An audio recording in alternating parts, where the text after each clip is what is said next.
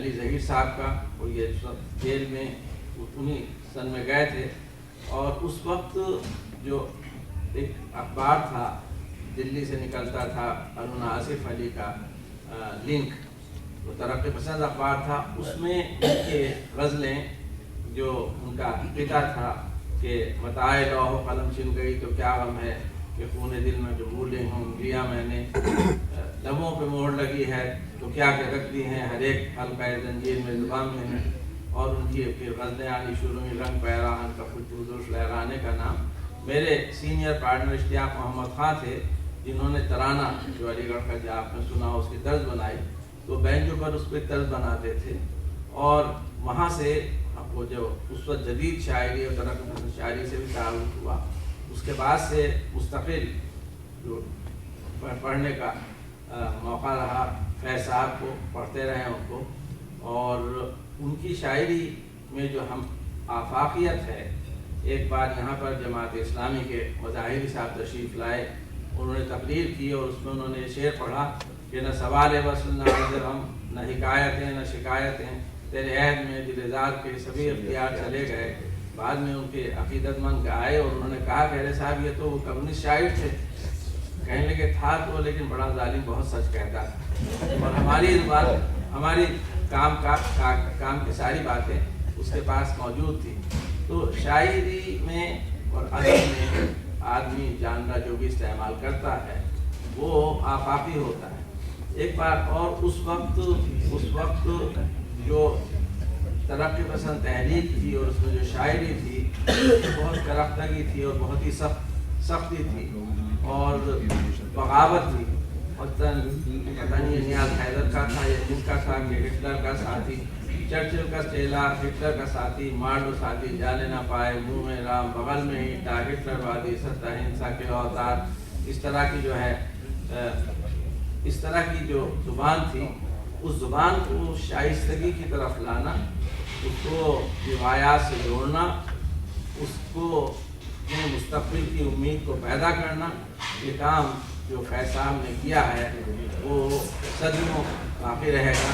اور یہ عجیب و غریب بات ہے، ہم لوگوں کے لیے جو اردو کو سمجھتے ہیں کہ لکھنؤ اور دلی کا ورثہ ہے، کہ سیالکوٹ نے اور لاہور نے اور پنجاب نے دو ایسی عظیم شخصیات کو اور شاعروں کو پیدا کیا، بلکہ پوروں کا دبستان پیدا کیا ہے جس کی کوئی مثال اردو ادب میں نہیں، اور ہم اس سرزمین کے بھی شکر گزار ہیں جس نے ان شخصیات کو پیدا کیا، اور ان لوگوں کے بھی، اور تقی عابدی صاحب اور ان لوگوں کے آپ میں سے جو کہ غالب کے طرفدار بھی ہیں اور سکون فہم بھی ہیں۔ بہت بہت شکریہ۔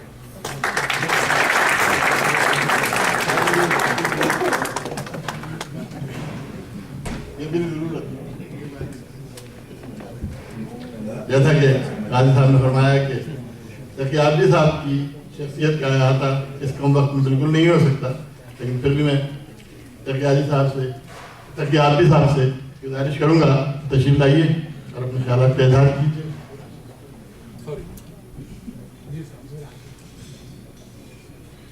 معاف کیجیے گا، تقی عابدی صاحب کے لیے آپ تھوڑا توقف کیجیے، اور میں درخواست کروں گا جناب میر ہاشم رضا صاحب سے کہ تشریف لائیے۔ آپ شاعر ہیں، ادیب ہیں اور حیدرآباد دکن کی معروف شخصیت۔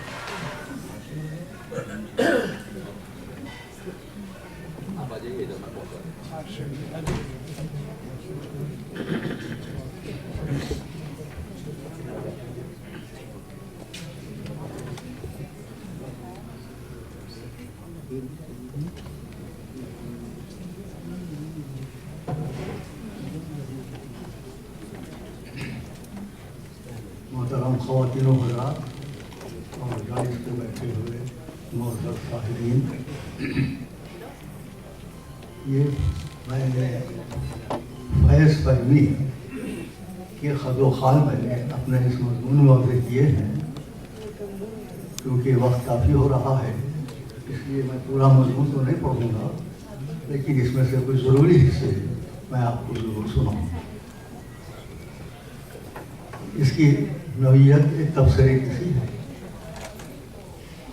راہ خیس و سنت منصور کے شاعر فیض احمد فیض کی 100 سالہ سالگرہ کے موقع پر یہ غیر معمولی تحفہ ڈاکٹر تقی عابدی نے اردو زبان و ادب کو پیش کیا، جس کے لیے اردو کے قاری کو ان کی خدمت میں مبارکباد پیش کی جانی چاہیے، کرنی چاہیے، بلکہ مشہور بھی ہونا چاہیے۔ سید تقی حسن عابدی، جن کا ادبی نام تقی عابدی ہے، دہلی میں پیدا ہوئے، حیدرآباد انڈیا سے MBBS کیا، برطانیہ سے MS، امریکہ سے FCAP، کینیڈا سے RCP، اور کینیڈا میں اپنے پیشے سے نباہ کیے جا رہے ہیں۔ گویا وہ کینیڈا میں، لیکن وہ اضافیان ہندوستان، ایران، برطانیہ اور امریکہ میں بھی رہا کرتا ہے۔ گویا وہ اس دھرتی کے ہر ملک کو اپنا ملک سمجھتے ہیں۔ وہ نہ صرف اپنے مریضوں کا خیال رکھتے ہیں، بلکہ اردو زبان کی خیر و عافیت بھی ان کے پیش نظر ہے۔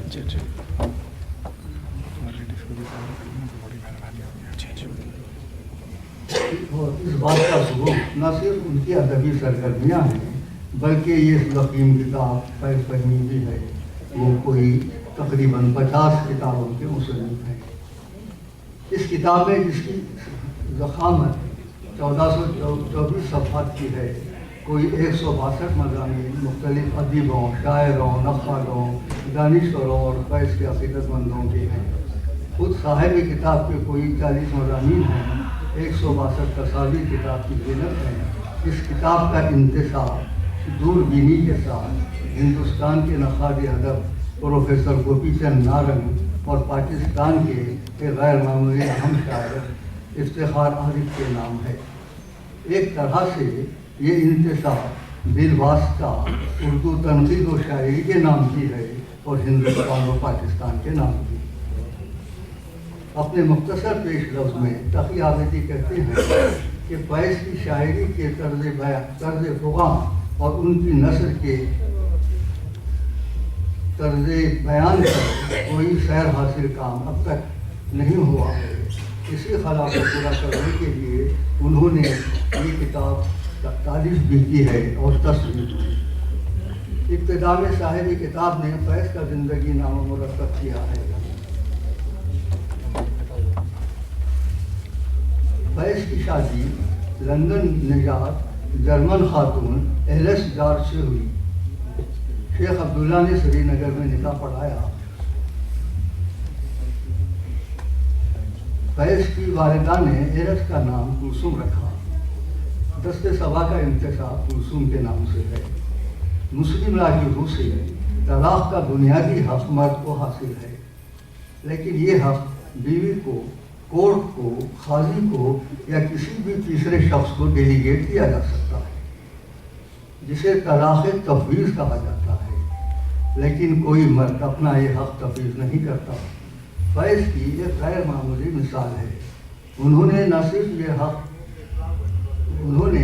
یہ حق بیوی کو ڈیلیگیٹ کیا تھا، اس طرح فیض نہ صرف ایک منفرد شاعر ہیں بلکہ ایک منفرد شوہر بھی تھے۔ اس زندگی نامے میں امرتا پریتم کا انٹرویو بھی شامل ہے، جو ایلس سے شادی کے بارے میں امرتا نے پوچھا۔ پورب اور پچھم کا یہ ملاپ کیسا رہا؟ اس کے جواب میں ایلس نے کہا، مختلف تہذیب کے لوگوں کی شادی آسان بات نہیں ہے۔ یہاں مغرب کے رہنے والے نوجوانوں کے لیے یہ ایک دم ہے۔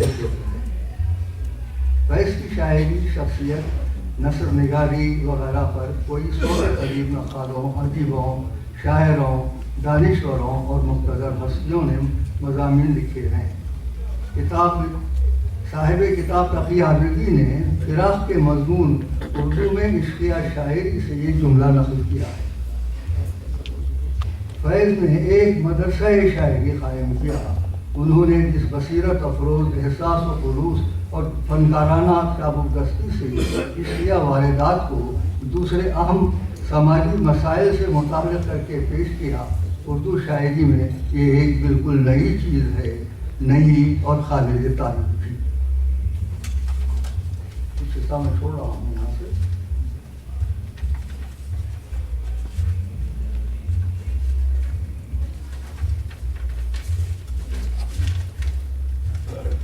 کسی نے فیض سے کہا، میں آپ کو اقبال سے بڑا شاعر سمجھتا ہوں، تو فیض نے جواب دیا، نہیں بھائی، ایسا نہیں ہے، اصل میں 18ویں صدی کا سب سے بڑا شاعر میر ہے، 19ویں صدی کا سب سے بڑا شاعر غالب ہے، اور 20ویں صدی کا سب سے بڑا شاعر اقبال ہے۔ ان 100 مضامین میں جو فیض پر لکھے گئے ہیں، بعض نقادوں نے خلوص کے ساتھ زبان کی بعض غلطیوں کی طرف توجہ دلائی ہے، اور بعض نے کوتاہیوں کی طرف اشارے کیے ہیں۔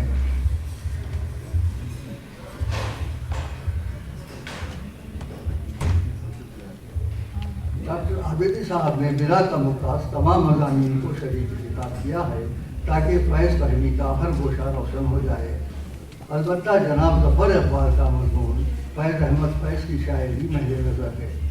ان کے خیال میں فیض کی شاعری اور شہرت نے شاعری کے مستقبل اور خارج دونوں کا راستہ روک رکھا ہے۔ اپنی تمام تر مقبولیت اور اہمیت کے باوجود فیض کی شاعری یک پرتی ہے، گہرائی مضبوط ہے، دریافت کا عمل اور حیرت کا عنصر جو اعلیٰ شاعری کی شرط اول ہے، فیض نے دانستہ طور پر اپنی شاعری کو اس سے محروم کر رکھا ہے۔ ختم ہوتا ہے۔ ظفر اقبال صاحب کو اس کا اختیار حاصل ہے، وہ اپنی پسند اور ناپسند کا اظہار کریں۔ فیض ہی کیا، میر، غالب اور اقبال کو بھی تنقید سے مستثنیٰ قرار نہیں دیا جا سکتا، لیکن تنقید اور تنقید میں فرق ہے۔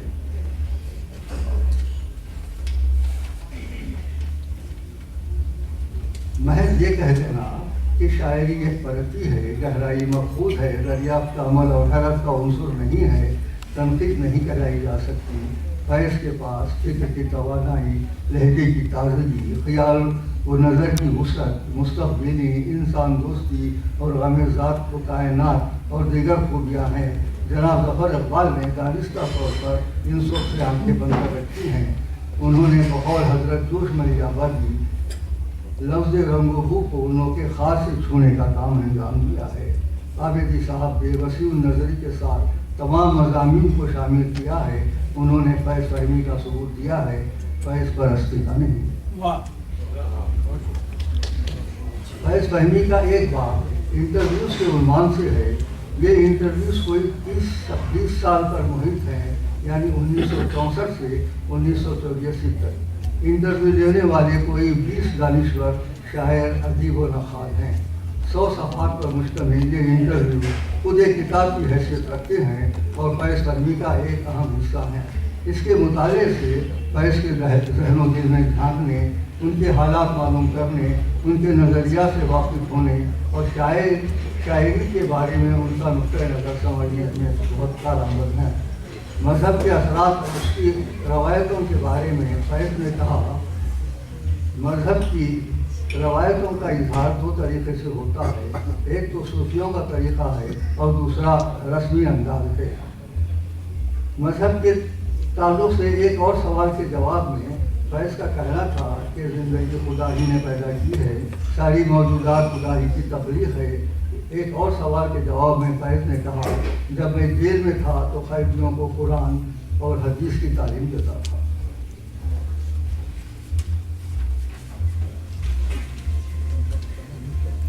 ایک عام غلط فہمی یہ ہے کہ جو لوگ ترقی پسند تحریک سے وابستہ ہوتے ہیں اور جو کارل مارکس کی اکنامکس نظریات کے حامی ہیں یا جو کمیونسٹ پارٹی سے غربت رکھتے ہیں، وہ سب کے سب دہریے اور ملحد ہوتے ہیں۔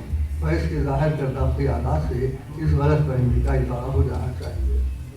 میں اور کچھ یہاں چھوڑ دیتا ہوں۔ اور اس کتاب کا ایک باب منظوم نذرانہ عقیدت پر مشتمل ہے۔ نمونہ چند شعر ہیں۔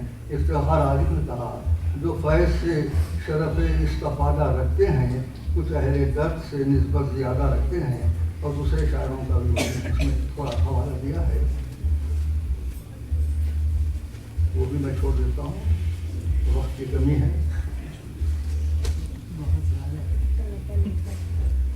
किताब में फैज़ से मौसूम कुछ लतीफ़े भी हैं।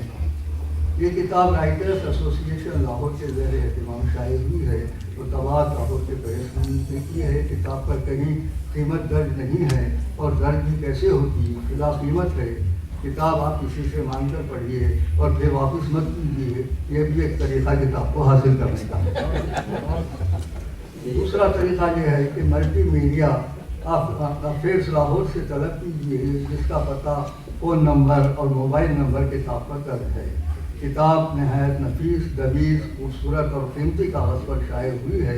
इससे पहले मैंने किसी उर्दू के अदबी किताब को इतने खूबसूरत और कीमती कागज़ पर नहीं देखा है। कंपोजिंग बहुत उम्दा है। किताबत की गलतियाँ न होने के बराबर है। पहली फुर्सत में इस किताब को ज़रूर पढ़िए और आखिरी फुर्सत तक पढ़ते जाइए। खुदा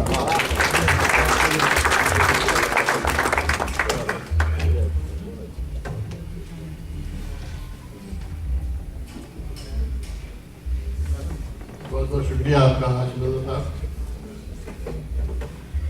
वक्त की कमी के सबब ये प्रोग्राम काफ़ी नज़्म से बाहर से जा रहा है, लेकिन मैं साहिब किताब को जनाब डॉक्टर तकी आदमी साहब से गुजारिश करूँगा कि प्लीज़ तशरीफ लाइए और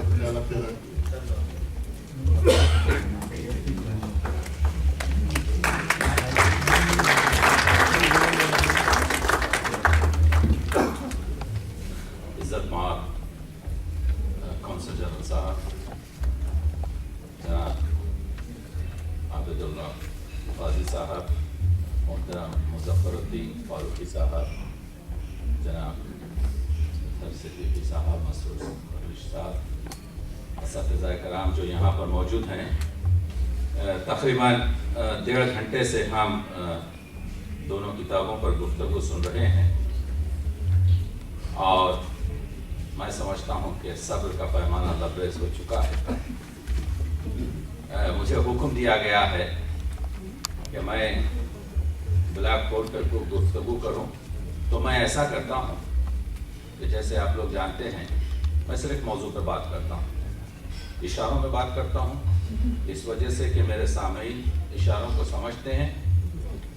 टी.एस. एलियट ने कहा था कि मैं चाहता हूँ कि एक सफ़े में वो तमाम चीज़ें लिख दूँ जो एक मुसन्निफ पूरी किताब में लिख नहीं सकता। लोगों के दिमागों की जो कैफियत है उनको समझाने की ज़रूरत नहीं होती। मैं बहुत ममनून हूँ दोस्तों का जिन्होंने फैज़ फ़हमी के बारे में गुफ्तगू की है।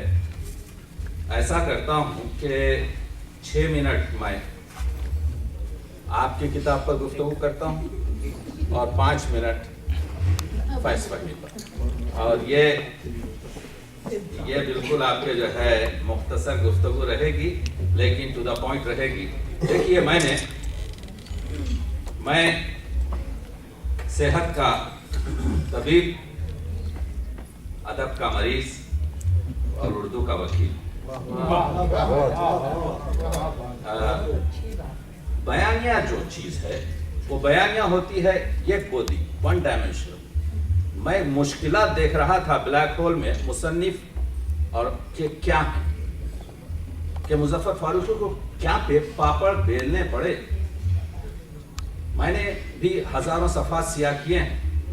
तो कलम जब हम लेते हैं तो बयानिया जब गुफ्तगू होती है तो बहुत आसान चीज़ है, क्योंकि एक बोदी 1 डायमेंशनल।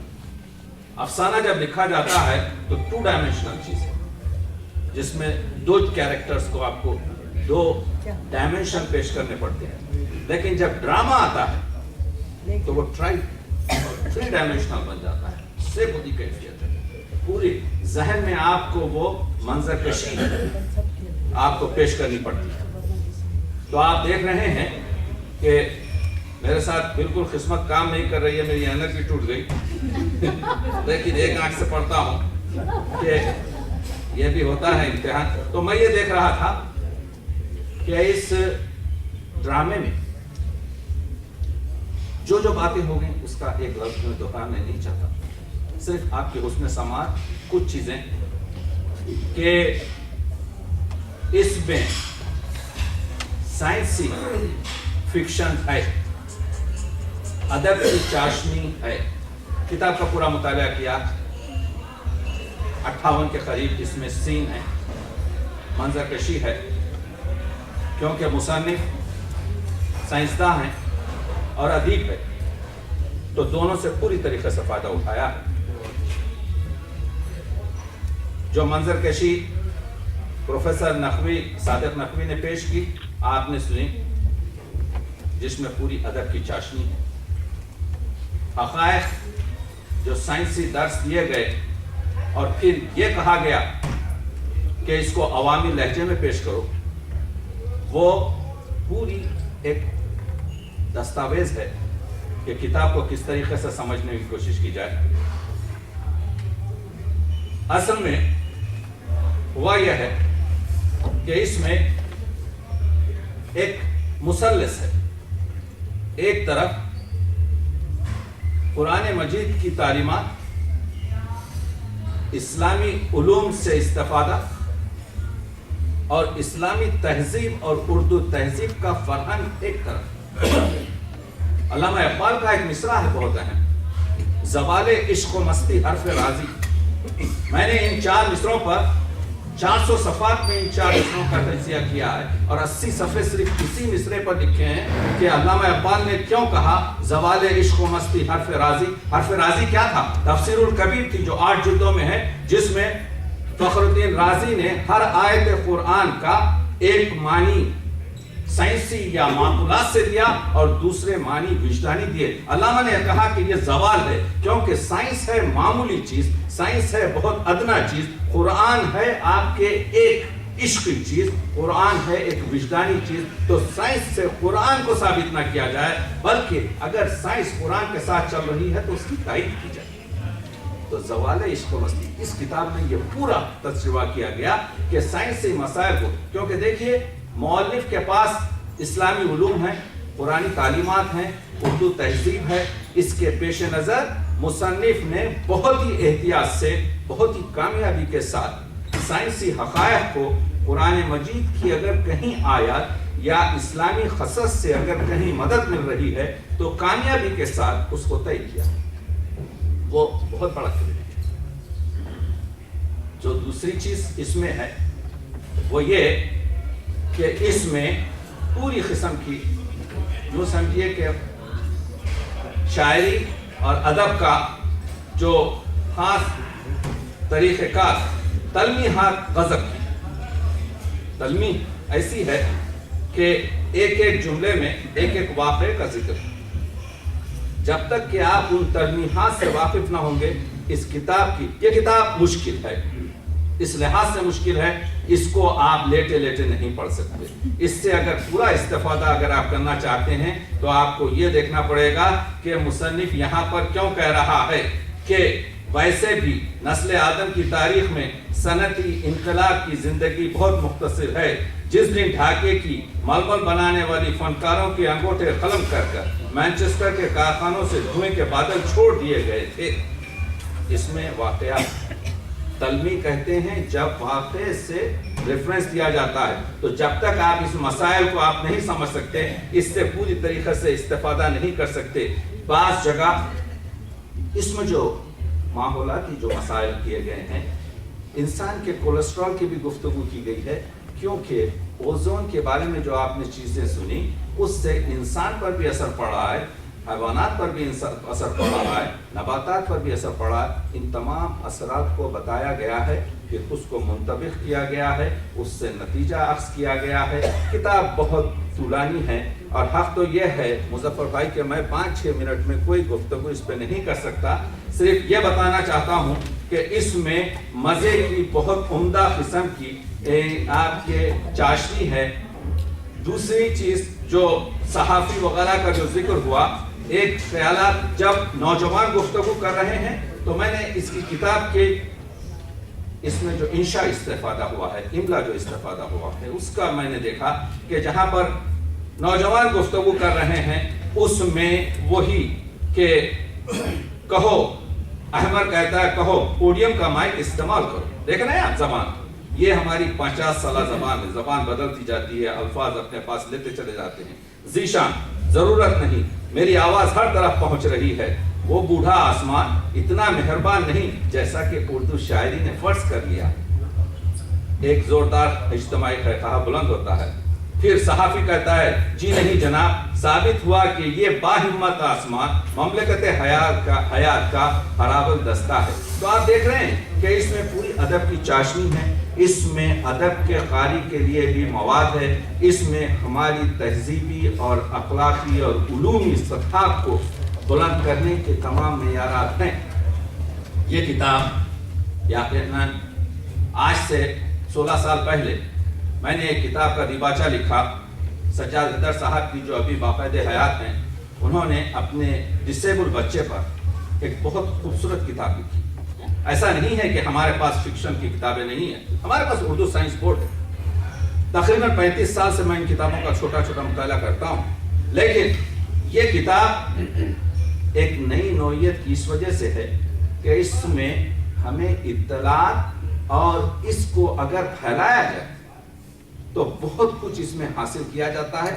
اس وجہ سے کہ بہت دیانتداری کے ساتھ، صداقت کے ساتھ، جذبے کے ساتھ اس کو جو ہے کمپلیٹ کیا گیا ہے، مکمل کیا گیا ہے. میں سمجھتا ہوں اس پر آپ اگر وقت صرف کریں تو وہ وقت آپ کے لیے بیکار نہیں بلکہ بہت باکار اور بہت ہی عمدہ وقت ہوگا، اور اپنے ذہن کو وہ آپ محمس کر سکتے ہیں. میں مبارکباد دیتا ہوں مظفر فاروقی صاحب کو اتنی عمدہ کتاب کی اس پر.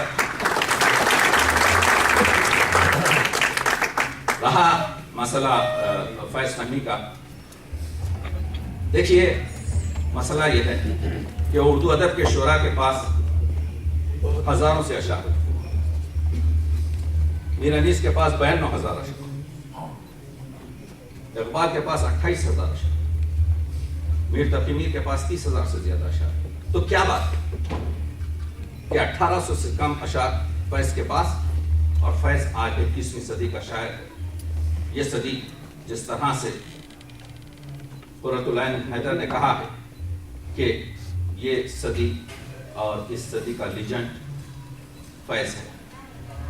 اس 1800 اشعار میں صرف 480 کے قریب غزل کے اشعار، یعنی فیض کی اگر پہلی غزل جو 1928 میں کہی تھی، جس کا ایک غیر مطبوع شعر ان کے نسخہ وفا میں نہیں ہے، لب بند ہے ساقی میری آنکھوں کو پلا دے، وہ جان جو منت کش صحبہ نہیں ہوتا، اگر اس کو پہلا شعر استعمال کیا جائے اور ان کے مرنے سے ایک ہفتہ پہلے جو انہوں نے غزل لکھی، سجاؤ بز غزل گاؤ جام تازہ کرو، بہت صحیح غم گیتی شراب کم کیا ہے، تو آپ کو دیکھیں گے اب کہ اس 55 سالہ ریاضت میں فیض نے صرف 80 کے قریب غزلیں کہی، یعنی سال میں 1.5 غزل کہی. 1.5 غزل تو ہمارا شاعر ناشتے پہ کہہ لیتا. اتنی چھوٹی غزلیں، اتنا کم میٹیریل، کیا وجہ تھی کہ فیض کو ایک جاویدانی شاعر کر دیا؟ فیض کے پاس کمال یہ تھا کہ فیض نے ایمائی شاعری، اشارتی شاعری، گفتگو شاعری میں خاص ایک ٹون، ہم نے جو طرز فقہ کی تھی خفص میں ایجاد، فیض گلشن میں وہی طرز بیان کرتی ہے. تو یہ طرز فقہ کیا تھی؟ طرز فقہ یہ تھی کہ فیض پوری شاعری کو اشاروں میں بیان کرتے ہیں. جب ان کو معلوم ہوتا ہے کہ لاہور کی جیل میں حسن ناصر کو بغیر کسی آپ کے شکنجے دے کر ٹارچر کر کر قتل کیا گیا ہے، تو اس رات ایک نظم لکھتے ہیں، رات کے بے چوہم ستاروں سے زینہ زینہ اتر رہی ہے رات، یوں فضا پاس سے گزرتی ہے جیسے کہتی کسی نے پیار کی بات، صحنے زندہ کے بے وطن اشجار، سرنگوں محو ہے بنانے میں دامن آسماں پہ نقش و نگار، شانہ بام پر دمکتا ہے مہربان چاندنی کا دست جمیل، خاک میں گھل گئی ہے آب نجوم، نور میں گھل گیا ہے عرش کا نیل. یہاں تک تو امیجری اختر شیرانی بھی کر سکتا ہے، یہاں پر امیجری اردو ادب کے بہت سے ترقی پسند شعراء کر سکتے ہیں، لیکن یہ نہیں کہہ سکتے کہ دل سے پیغام خیال کہتا ہے اتنی شیریں ہے زندگی اس پل، ظلم کا زہر گھولنے والے کامراں ہو سکے ہیں آج نہ کل، اور جلوہ گاہ وصال کی شمیں وہ بجھا بھی سکے اگر تو کیا جان کو قبول کریں تو ہم جان اصل کو اگر تم ختم بھی کر دو تو اس سے کیا ہونے والا؟ یہ تحریک تو نہیں میری، یہ جذبہ اخوت، یہ جذبہ آزادی، یہ جذبہ حریت، یہ جذبہ انسانیت تو نہیں جائے گا۔ یہ کمال تھا، یعنی جس طریقے سے نفس پر، تو یہ چیز، دوسری چیز یہ ہے